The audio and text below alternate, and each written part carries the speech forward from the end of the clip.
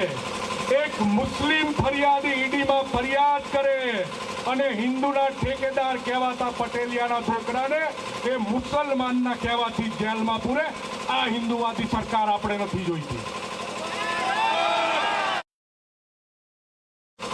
એક મુસ્લિમ ફરિયાદીએ હિન્દુની સરકારમાં ફરિયાદ કરી અને જે સર્વે નંબરોની ફરિયાદ કરી છે કે આ સર્વે નંબરમાં કલેક્ટરે ભ્રષ્ટાચાર કર્યો છે, એ સર્વે નંબરો એને રાજેન્દ્ર પટેલ એપોઇન્ટ થયા એના 6 મહિના પહેલા સંપત સાહેબે એને કરેલા છે.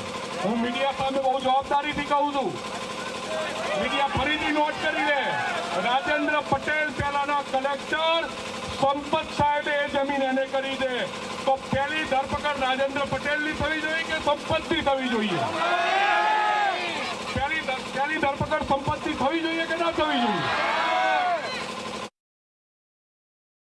માંડલ ખાતે પાટીદાર સમાજ દ્વારા રેલી કાઢીને મામલતદારને આવેદનપત્ર આપવામાં આવ્યું, જ્યાં ભાગેડુ લગ્નનો એ ઉલ્લેખ એ દીકરીને સુરક્ષિત કરવાની બાબત અને સાથે જ સુરેન્દ્રનગરના એ સસ્પેન્ડેડ કલેક્ટર રાજેન્દ્ર પટેલ કે જેમની સામે એ ઈડીની તપાસ એ કાર્યવાહી ચાલુ છે, એ મુદ્દો પણ આ રેલીમાં જોવા મળ્યો, જ્યાં પોસ્ટર સાથે એ પાટીદાર દીકરાને એટલે દીકરી સાથે દીકરા સુરક્ષિત બને એ મુદ્દો આજે માંડલથી ઉઠ્યો છે. એ આગેવાની કરનાર વરુણ પટેલ એ પાટીદાર સમાજના સાથે એ સભ્યો પાટીદાર સમાજના એ આપણી સાથે છે. તેમની સાથે વરુણભાઈ, આજનો આ મુદ્દો દીકરીનો તો હતો, પરંતુ દીકરાનો પણ મુદ્દો, અને એમાં ખાસ કરીને રાજેન્દ્ર પટેલ, કેટલોક સમાજ નારાજ છે, રોષે ભરાયેલો છે.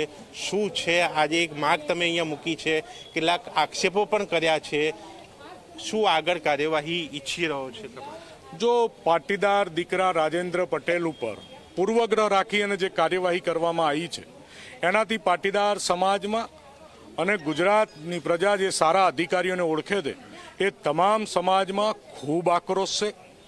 અને અમે એવું કહેતા જ નથી, કોર્ટ અને સરકારને ઈડીને બધાય સાચા. રાજેન્દ્ર પટેલે એના પૈસા લીધા, એમને જેલમાં પૂરી દો.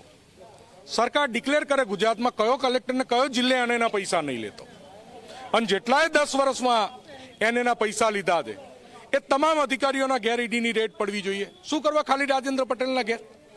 એ અધિકારીઓએ શું એનું કારણ શું? એક ગુજરાતી અધિકારી એક મુસ્લિમ ફરિયાદી ઈડીમાં ફરિયાદ કરે, હિન્દુના ઠેકેદાર કહેવાતો પાટીદાર સમાજ વીએચપીમાં ઝંડો લઈને ફરે, આરએસએસમાં ઝંડો પર લઈને ફરે કે અમે હિન્દુની સરકાર છે, અને મુસ્લિમ ફરિયાદ કરે અને એક હિન્દુ પાટીદાર દીકરાની ધરપકડ થાય અને બીજા મલઈ ખાય, અને પાટીદાર સમાજ શું માય કાંગલાની જેમ બેહી રહે? તો એ નહીં બે. આખા ગુજરાતમાં તમામ જગ્યાએ આના કાર્યક્રમો થશે, અને તમે અમારું ખાલી શર્ટ ખેંચ્યો છે, ઉચ્ચી હરણ કરી લઈશ કેટલાયનું, આ લખી રાખજો. એક કમિટી બનાવીને કાલથી એ બીજા આંદોલનનું સ્વરૂપ શરૂ કરવાની વાત, અને એ શું છે, કઈ રીતનું?